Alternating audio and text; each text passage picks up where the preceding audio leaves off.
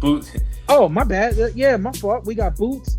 Ew, my fault. We got Boots. Where's my notes at? We got Boots and Stanionis getting in the ring. Let's just go through Boots and Stanionis. Take the floor, Zittel. I got Boots by stoppage, and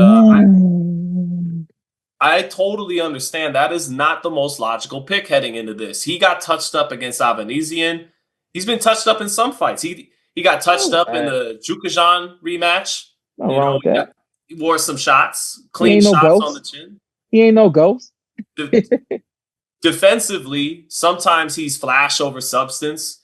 He's doing all this extra stuff with, and it's like, just make the guy miss, Boots. I don't even know if you needed to move your head on that punch. You might have been able to just catch it, but he wants to always do highlight reel stuff, sometimes to his detriment. So, there's a chance that Stanionis is the antithesis to him. You're all flash and I'm all fundamentals. You can do all these crazy moves. I'm just going to cut the distance, catch your work. And when I get close to you and that chin isn't tucked, I'm going to, Stanionis exposes Boots-Ennis. I think some people are even maybe anticipating that this is the fight where Ennis, despite all his talent, all his flaws, get exposed against a sharp, underrated champion in Stanionis. Stanionis has underrated hand speed. He throws everything compact and sharp, but he's a high guard master. And I just think doing this all night against the creativity and the skill and the talent and the power and the speed of Ennis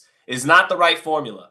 And I think he's going to get Jaron Ennis with a bit of a chip on his shoulder that he ducked the 154s. He's afraid of the smoke at the 54s. He clout chased Terrence Crawford. He wouldn't have beat Terrence Crawford. Jukajan took him 12 rounds. Like he's not that. He's not what people and what he's been saying he is. And I think he largely is, despite having some hiccups, some flaws in his fights. So I think this is the fight that gets everybody back on the bandwagon. And I just think, unfortunately for Stanionis, he's going to run into a very tightened up version of Jaron Ennis, who's really on point for this fight.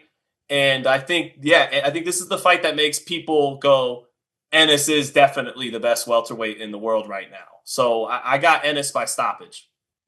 Hey guys, just one thing I think I kind of wanted to amend in this Ennis-Stanionis pick is I'm actually not sure that Ennis will turn non-believers into believers. I do think that he'll prove he's the best welterweight in the world, and I still have him by stoppage, but I do have him getting hit a significant amount in this fight, and particularly early from Stanionis, who does all the things well I mentioned earlier. Compact puncher with everything he throws, good speed and snap on every shot. And Stanionis' mentality is that of just a mentally strong fighter and man. So I think that particularly early, Ennis will get touched. Those defensive holes will show, and they'll show enough to where actually people are still skeptical that he could have the same success at 154 against Bakram Murtazaliev or Virgil Ortiz, Fundora, and the like. But I do still think he's going to show he's the best welterweight. I do still think he does win this fight by stoppage because of the things I mentioned on Sean's show. But I think it's going to be a competitive fight, particularly early before he gets that stoppage. And I do think he'll get hit a significant amount in this fight because he has some defensive holes. And as he nears 30 years old, those holes are either going to really tighten up in this fight, or this is what I suspect. They'll tighten up from the Avanesian and Jukajan rematches where he became disinterested in the second half of that rematch. But I still think they'll be there enough to where a lot of skeptical people, or just people down the middle, just objectively think that won't translate well to 154. So I still have Ennis by stoppage. Stanionis has talked about wanting to be in a Gotti Ward type of fight, so I think he said all gas, no brakes. I believe him. He's going to bring it, and it'll take some adjustments from Ennis in this fight, but I think he's a little bit too big for Stanionis, a little too creative, and got a little bit too much firepower, and he'll come out on top of what I think will be a very entertaining fight. And if Ennis can do a Gotti Mayweather type of performance, I think that's what can convert people into believing he could be pound for pound one of the best fighters right now in the game. But for now, I'm going to stick with my pick by Ennis by stoppage.